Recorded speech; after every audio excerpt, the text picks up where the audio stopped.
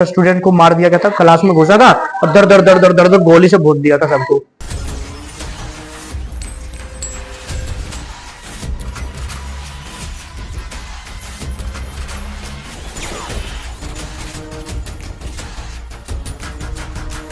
ध्यान देंगे हम लोग जो है यंग वॉइसेस ऑफ चेंज का पहला पार्ट पढ़ लिए थे। क्या था पहला पार्ट? Seven Suzuki. इसने जो स्पीच दिया था जिसको कहते थे girl who silence the world for 6 minute. 6 minute था ना, 6 मिनट के लिए जो है इस लड़की ने पूरी दुनिया को शांत कर दिया था अपने स्पीच से। तो क्या खासियत थी इसके स्पीच में वो देखे थे हमने। अब देखेंगे मलाला यूसुफजई के बारे में। ये कौन लड़की है? In the year 2015 Malala Yousafzai became the youngest ever Nobel Prize. In the year 2015, Malala Yousafzai became the youngest ever Nobel Prize winner. 2015 की बात है। कितने की बात है? 2015। 10 साल हो गए लगभग, नहीं जी? अब 25 आने वाला है ना। तो कहा था कि एक लड़की थी जिसका नाम था मलाला यूसुफजई। क्या नाम था? अब तक की सबसे यंगेस्ट, छोटी उम्र में जिसने नोबेल प्राइज हासिल किया। नोबेल प्राइज से जिसको सम्मानित किया गया, अब तक की सबसे कम उम्र की लड़की है ये। समझ में आ रहा है? हाँ। She shared her award with Kailash Satyarthi. कहता है कि अपना अवार्ड जो सिर्फ खुद नहीं रखती है, उसका क्रेडिट जो है वो कैलाश सत्यार्थी को भी देती है। अब ये कैलाश सत्यार्थी कौन है? कौन है? टीचर है। ध्यान से देखिए क्यों मिला इसको अवार्ड। तो देखिए, she had been shot in her head by the Taliban for promoting education for girls in Pakistan. Pakistan की लड़की है, तो तालिबान वालों ने क्या किया, इसके सर पे गोली मारा था। कहां मारा था गोली? तालिबान वालों ने। क्यों? क्योंकि वो महिला एजुकेशन है ना, फीमेल एजुकेशन को वो प्रमोट कर रही थी, बता रही थी कि लड़कियों को भी पढ़ना चाहिए। ये चीज बता रही थी, जिसके कारण से तालिबान वालों ने उसको सर पे गोली मारी थी। पाकिस्तान में जो ये काम कर रही थी, तो तालिबान वालों को जो संगठन है पसंद नहीं आया होगा, जाके गोली मार दिया। मलाला यूसुफजई क्या कहती है? let this end with us. That was message of Malala Yousafzai during her Nobel acceptance speech. Through her speech, she raised a voice for youth education. कहता है कि ये सब यहीं पे खत्म हो जाना चाहिए। ये कहते हुए, जब ये कब दे रही थी, जब वो अपना अवार्ड ले रही थी, उस वक्त ये बोल रही थी ये सब जो है मेरे साथ ही खत्म हो जाना चाहिए, यहीं पे खत्म हो जाना चाहिए। क्या खत्म हो जाना चाहिए भाई? इसका शुरुआती भाषण देखेंगे तब समझ में आएगा कि किस चीज के बारे में बात कर रही है ये। ठीक है। और वो जो है यूथ एजुकेशन है ना, बच्चों की एजुकेशन के लिए भी काफी ज्यादा प्रमोट करती है। Standing before an audience that include her parents, the 17-year-old urged the world to ensure that terrible and avoidable circumstances, empty classroom, children killed by wars, young girls told that education is a crime in the now. क्या कहता है? कहता है 17 साल की लड़की है और सारे ऑडियंस के सामने ये खड़ी है। सामने में कौन है? बहुत सारे ऑडियंस है, साथ में इनके पिता भी हैं, है ना। और वहां पे जो है ये स्पीच दे रही है। क्या स्पीच दे रही है? कि terrible and avoidable class circumstance, empty classroom. कहता है कि ये जो हमारे टेरिबल है, टेरिबल क्या चीज है? क्लासरूम जो होते हैं वहां तक बच्चे भर नहीं रहे हैं, मतलब कि बच्चे जो है पढ़ने के लिए आ नहीं रहे, घरों से निकल नहीं रहे हैं, ये टेरिबल है। ये जो है इससे सिचुएशन और खराब हो सकता है। ठीक है। लोग जो है क्या है, डरे हुए हैं। चिल्ड्रंस को मार दिया जाता है। पाकिस्तान में देखा था ना एक बार, इस तरह से कितने 400 या कुछ स्टूडेंट को मार दिया गया था, क्लास में घुसा था और दर दर दर दर दर दर गोली से भून दिया था सबको, सारे बच्चों को। अब अरे 2012 या 10 के आसपास का ये न्यूज था। क्लासरूम में घुसा था वो आतंकवादी जो संगठन होता है, और सबको जो है गोली मार दिया था। सारे बच्चे जो है ढेर हो गए थे। समझ में आया? इस तरह से माहौल रहेगा, कौन अपने बच्चे को स्कूल भेजना चाहेगा? ठीक है। वही कहता है कि वार के दौरान जो बच्चे मारे जाते हैं, उनको डराया जाता है, धमकाया जाता है। छोटी बच्चियों को बोला क्या जाता है? Education is a crime. क्या बोला जाता है उनको कि एजुकेशन जो वो क्राइम है, ये सब बंद करो। क्या चीज बंद करने की बात कर समझ में आया? ये सब यही खत्म होना चाहिए। शिक्षा जो है हर किसी की जरूरत होती है, तो बच्चियों को शिक्षा से वंचित नहीं रखना है। Your majesties, distinguished member of the Norwegian Nobel committee, dear sisters and brothers, today is a day of great happiness for me. I am humbled that the Nobel Committee has selected me for this precious award. संबोधित करते हुए कहती है, जो Norway में शायद हुआ था, ये नोबेल प्राइज का जो संगठन हुआ था, वितरण समारोह, ये कहाँ हुआ था? नॉर्वे में। इसलिए कहता है नॉर्वेगन कमिटी, है ना, नॉर्वेगन नोबेल कमिटी के संबोधित करते हुए कहती है, जितने भी तमाम गेस्ट आए हुए हैं यहाँ पे जाने माने, उनको संबोधित करते हुए कहती है, और कहती है कि हमारे छोटे भाई बहन, आज जो है हमारे लिए बहुत ही खुशी का मौका है ना, हैप्पीनेस का दिन है। हम बहुत ही खुश हैं और विनम्र हैं उन कमेटी के लिए जिन्होंने हमें इस लायक समझा, नोबेल प्राइज के लायक के लिए जो है हमको चुना है, उसके लिए बहुत ज्यादा शुक्रगुजार है, विनम्र है। समझ में आ रहा है? I'd like to thank my parents for their unconditional love. सबसे पहले हम अपने पिता को जो है धन्यवाद करना चाहते हैं, जिसका अनकंडीशनल लव के लिए, है ना। I am very proud to be the first Pakistani and the first young person to receive this award. और कहते हैं कि हमको बहुत ही ज्यादा गौरवान्वित फील हो रहा है। क्यों? पाकिस्तान के पहला व्यक्ति होता है जिसको नोबेल प्राइज मिलता है, और सबसे कम उम्र का, दुनिया का सबसे कम उम्र का लड़की होती है जिसको ये नोबेल प्राइज से सम्मानित किया जाता है। ये प्राउड फील होगा ना कि कम उम्र में इतना सारा कुछ हासिल कर लिया है। फिर कहता है कि this award is not just for me, it is for those forgotten children who want education, it is for those frightened children who want piece, it is for those voiceless children who want change. कहता है कि ये award सिर्फ तेरा नहीं है, ये award किसके लिए है? उन बच्चों के लिए है जो जिनको जो है एजुकेशन के लिए भुला दिया गया, मतलब जिनको एजुकेशन मिल नहीं रहा, उनके लिए ये कर रही है ना। कहता है कि ये उन बच्चों के लिए है, डरे हुए बच्चों के लिए है, जिनको अंदर में क्या हो गया है? डर बैठा दिया गया है, जो क्या चाहते हैं? शांति चाहते हैं। मान लो युद्ध के दिनों में इस तरह से गोली मार देगा, डर जाएगा ना कोई भी, कोई बच भी गया तो दोबारा नहीं जाएगा स्कूल। तो वही कहता है कि ये उनको समर्पित है ये अवार्ड, ठीक है, अपना अवार्ड को समर्पित कर रही है। कहता है कि ये उन वॉइसलेस बच्चों के लिए है जो बदलाव चाहते हैं, जो बोल तो नहीं पाते हैं कि हमको बदलाव चाहिए, लेकिन ये उनके लिए समर्पित है ये अवार्ड, ठीक है। कहते हैं I am here to stand up for their rights, raise their voice, it is not time to pity them. कहता है कि हम यहाँ पे खड़े इसलिए हैं ताकि उनकी आवाज को और ऊंचा कर सके, बुलंद कर सके। हम उनके अधिकारों के लिए यहाँ पर हैं, उनकी बातों को आपके सामने रख सके, है ना। उनके लिए दया दिखाने का समय नहीं हमारे पास, उनके लिए कुछ करने का समय है ना।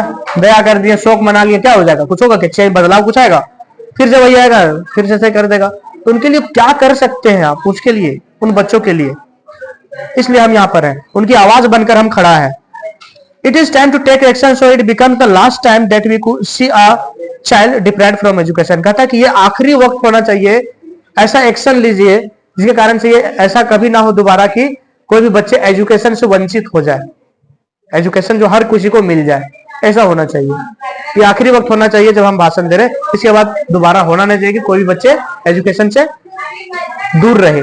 हर बच्चे को एजुकेशन प्रायोरिटी होना चाहिए। ऐसे करके एक्शन लेने के लिए सारे डेलीगेट्स के सामने बोल रही है। When I was 10, जब हम 10 के थे, 10 उम्र थी इसकी, Sweat, which was a place of beauty and tourism, suddenly changed into a place of terrorism. More than 400 schools were destroyed. Girls were stopped from going to school. Innocent people were killed. We all suffered, and our beautiful dream had turned into nightmares. एक valley है, घाटी है, sweat valley कहते हैं पाकिस्तान में। कहता है कि बहुत ही सुंदर है वो जगह। जब ये 10 साल की थी, हम कहता है कि वो टूरिज्म का जगह था, लोग वहां पे आते थे घूमने के लिए, इतना सुंदर जगह था, घाटी था वो। लेकिन अचानक वो क्या हो गया? एक बुरे सपने की तरह वो बदल गया। टेररिस्ट आए और सब कुछ तबाह कर दिए। कहता है कि वहां पे 400 स्कूल को तबाह कर दिया उन्होंने। कितने स्कूल? 400 स्कूलों को तबाह कर दिया उन लोगों ने। लड़कियों को रोका गया स्कूल जाने से। जो इनोसेंट पीपल थे, निर्दोष लोग थे, उनको जो है जान से मार दिया गया, गोलियों से भून दिया गया, है ना। हम लोगों को बहुत ज्यादा परेशानी हुई, हम लोग बहुत ज्यादा सफर किए, समझ में आ रहा है। और हमारा ये जो सुंदर सा सपना था, सुंदर सा जगह जो था हमारा स्वेट वैली, वो क्या हो गया? एक बहुत ही हमारा डरावने सपने की तरह लगने लगा वो जगह। समझ में आ रहा है। ये चीज अपने जगह के बारे में बताती है जब 10 साल की थी वो। Education went from being a right to being a crime. Education क्या है? एक अधिकार होना चाहिए हर बच्चे का, जैसे हमारे इंडिया में है ना, राइट टू एजुकेशन, है ना। 14 ईयर्स का गवर्नमेंट जो ऐसे ही मुफ्त शिक्षा देती है। उसी तरह कहता है कि हमारा जो अधिकार से होना चाहिए जहां पर, वहीं पर वो क्या हो गया? एक क्राइम हो गया। बच्चे जो है स्कूल जाने से रोका जाता है उनको। But when my world suddenly changed, my priority changed too. I had two options. One was to remain silent and wait to be killed, and the second was to speak up and then be killed. I chose the second one. I decided to speak up. अब कहता है कि हमारे पास जो है ना, situation के हिसाब से सारा चीज चेंज हो गया, बदलाव, हमारे प्रायोरिटी भी चेंज हो गया। पहले हम लोग अच्छा माहौल में थे तो जैसा बदलता था वैसे हम लोग करते थे। जैसे भी लड़के लोग हैं, अभी क्या है प्रायोरिटी? क्या है तुम्हारा? पढ़ना लिखना प्रायोरिटी है। लेकिन मान लो ऐसा समय आ गया, बुरा वाला समय आ गया, क्या करता? छोटे छोटे बच्चे जो है वो कमाने चला जाता है ना, उसका प्रायोरिटी चेंज हो जाता है। खेलने कूदने की उम्र में वो कमाने लग जाते हैं, प्रायोरिटी चेंज हो जाती है, क्योंकि वो खेल नहीं सकते, क्योंकि घर में माँ है, छोटी बहन है, उसका भी ख्याल रखना। तो छोटे छोटे बच्चे देखना कई बार काम में लग जाते हैं, प्रायोरिटी चेंज। इसी तरह से कहता कि जब सिचुएशन चेंज हुआ तो हमारा प्रायोरिटी भी चेंज हो गया, है ना। मेरे पास अब दो ऑप्शन थे, इंतजार करें मरने का। दूसरा ऑप्शन क्या था? हम उनके खिलाफ आवाज उठाएं और मारे जाए। दो ऑप्शन में क्या चुनेंगे? हमने दूसरा वाला चुना, हम उनके खिलाफ आवाज उठाएंगे और मारे जाए, ये वाला चुना, क्योंकि मरना तो ऐसे भी है ना, तो बहादुरी से थोड़ा मरा जाए, है कि नहीं। तो हम कहता है कि हमने बोलने का निश्चय लिया। The terrorist tries to stop us and attacked me and my friends on 9th October 2012, but their bullets couldn't win. तो टेररिस्ट जो है क्या किया? 2012 की बात है, 9 अक्टूबर 2012, मैं और मेरे दोस्तों के साथ में इसी तरह से हम लोग कुछ कर रहे थे, हमारी बस को रोका गया और वहां पे उनकी जो है गोलियां जो है बसों में पूरा चला दिया। कहता है कि उनकी गोली जो है जीत नहीं पाई, है ना, छू कर जो है निकल गया, यहाँ से सर में से टच करके निकल गया उसका बुलेट। हम लोग जो है जिंदा बच गए। And since that day our voice have only ground louder. और उस दिन के बाद हमारा आवाज जो है दबा नहीं, और ज्यादा तेज हो गया, बुलंद हो गया। उस दिन के बाद से हम लोग और ज्यादा जोर जोर से एजुकेशन के लिए उत्साह बढ़ गया हम लोगों में, ठीक है। इस तरह से वो बची। In my own village there is still no secondary school for girls. I want to build one so my friends can get an education and the opportunity it brings to fulfill their dream. कहता कि यहाँ मेरे गांव में एक भी secondary school नहीं है गर्ल्स के लिए। सेकेंडरी स्कूल नहीं है, मतलब हाई स्कूल, है ना, हाई स्कूल एक भी नहीं है जहां पे क्या कर सके मेरे दोस्त लोग जो है पढ़ सके, जितने भी हमारे गांव के बच्चियां हैं वो पढ़ सके। एक भी ऐसा नहीं है। इसलिए हम बनाना चाहते हैं, एक स्कूल, ताकि हमारे जितने भी दोस्त है ना, फ्रेंड है, वो सारे एजुकेशन ले सके और अवसरों का लाभ उठा सके और जो भी सपना देखा है उस सपनों को पूरा कर सके। People like to ask me why education is important specially for girls. My answer is always the same. What I have learn from the first 2 chapters of the Holy Quran is the word ikra, which means read, and is the word nun wal kalam, which means by the pen. अब कहता है कि लोग अक्सर हमसे पूछते हैं सवाल कि लड़कियों के लिए क्या जरूरी है पढ़ाई वढ़ाई, तो कहती है कि मेरा जवाब सिर्फ एक होता है, मेरा जवाब सेम होता है हमेशा। कहता है कि हमने जो है कुरान, जो होली कुरान है, पवित्र कुरान है, उससे जो है हमने 2 शब्द सीखा है। 2 शब्द है उसमें। एक शब्द है इसका है इकरा। क्या नाम है? एक शब्द है वहां पे इकरा। इकरा का मतलब क्या होता है? रीड। क्या होता है इकरा मतलब? एजुकेशन, नॉलेज, पढ़ाई। और दूसरा है नन-वल कलाम। क्या है? नन-वल कलाम। इसका मतलब क्या होता है? बाय द पेन, पेन के मदद से, पेन के माध्यम से। ठीक है? And therefore, as I said last year at the United Nations, one child, one teacher, one pen, one book can change the world. और इसी तरह से लास्ट टाइम भी हमने यूनाइटेड नेशन में एक स्पीच दिया था, जहां पे हमने क्या बोला था? हमने बोला था क्या? एक बच्चे के लिए एक टीचर और एक पेन और एक किताब पूरी दुनिया को बदल के रख सकती है। ठीक है? Can change the world. एक टीचर, एक बच्चे, एक पेन और एक किताब पूरी दुनिया को बदल सकती है। ये स्पीच हमने यूनाइटेड नेशंस में भी पिछले साल बोला था, स्पीच दिया था वहां पे। We ask the world leaders to unite and make education their top priorities. Thank you. और फिर क्या कहती है? जितने भी यहाँ पे तमाम लीडर्स बैठे हुए हैं, उनसे बस एक ही गुजारिश करना चाहेंगे कि एजुकेशन को टॉप प्रायोरिटीज में रखना चाहिए, सबसे अहम मुद्दा रखना चाहिए, इस पे काम करना चाहिए। इतना ही कहकर जो है वो थैंक यू करके बैठ जाती है। समझ में आया? अब देखो, इतना जो प्रभावशाली जो स्पीच देती है, उसका क्या मुख हम लोग समअप करते हैं, क्या खास बात था इसके। The speech, though simple, was direct and showed her wisdom despite being 17-year-old. She was sparked a dialogue about children's education throughout the world and has become a voice for the children who need education. कहता है कि इसकी बात क्या थी? क्योंकि इसकी बातों में वो खास बात थी, 17 ईयर मात्र है इसकी उम्र, और जो है इसकी बातों में क्या था? सेंटेंस जो सिंपल था। कैसा सिंपल सेंटेंस थे? सिंपल सेंटेंसेस, बहुत ज्यादा टफ नहीं था कि बहुत अलग ऐसा ऐसा वर्ड यूज करेंगे जो हमको पढ़ा लिखा समझेगा, ऐसा नहीं है। सिंपल, ताकि आसानी से अपनी बातों को पहुंचा सके लोगों तक। स्पीच कैसा होना चाहिए समझ लो। 26 जनवरी आ रहा है ना, ध्यान रखेगा कैसे तैयारी करना है 26 जनवरी में स्पीच। ठीक है? तो उसका जो हमेशा जो है एक चिंगारी की तरह जो है उसका हर एक शब्द में निकल रहा था, क्योंकि उसकी बात जो है हर एक बात चिल्ड्रंस की एजुकेशन के लिए था। ठीक है? पूरी दुनिया में कैसे जो है एजुकेशन को बढ़ावा दिया जाए, बच्चों को जो है एजुकेशन के क्यों जरूरी है, इस पे जो है सारे बातें थी। ठीक है? अब देखो दूसरा, correct matters of such importance that could need a couple of hours for presentation were so effectively shaped into compact speeches. कहता है कि एजुकेशन पे अगर भाषण दिया जाए, स्पीच दिया जाए, घंटों घंटों चलेगा। क्यों जरूरी है, क्या कारण है? लेकिन उसको क्या किया? शॉर्ट कर दिया। शॉर्ट में सारा चीज बता दिया कि बच्चों के लिए क्यों एजुकेशन जरूरी है, इंपॉर्टेंट क्यों है। कॉम्पैक्ट, तो कोई बात को बहुत नहीं कि लंबा चौड़ा बोलना है, स्पीच में क्या करना है? शॉर्ट करना है, कॉम्पैक्ट रखना है। समझ में आया? हाँ, स्पीच कोई कौन लेगा, ध्यान देगा ये सब कैसे लिखना है सब। तो सबसे सिंपल रूल क्या है? शॉर्ट एंड सिंपल फॉर्मूला है स्पीच का किस। मतलब क्या होता है? Keep it short and simple.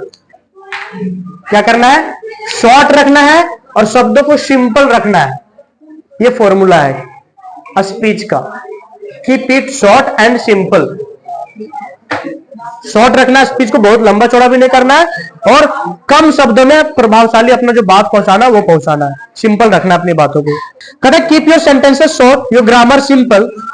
अपने सेंटेंस को शॉर्ट रखना है, ग्रामर को बहुत ही सिंपल रखना है। Not only this is more powerful than long lectures, but you are more likely to stay on the minds of listener for years to come. अगर इस जो रूल है किस वाला, इसको अगर हम लोग रखते हैं तो सिर्फ तुम्हारा भाषण जो है वो प्रभावशाली ही नहीं बनेगा, तो जो भी लिसनर है, सुनने वाले हैं, उसके दिमाग में काफी वर्षों तक याद रहेगा, ध्यान में रहेगा कि क्या बोला था तुमने। तो शॉर्ट में सिंपल में रहा तो इस रूल को फॉलो करना है स्पीच में।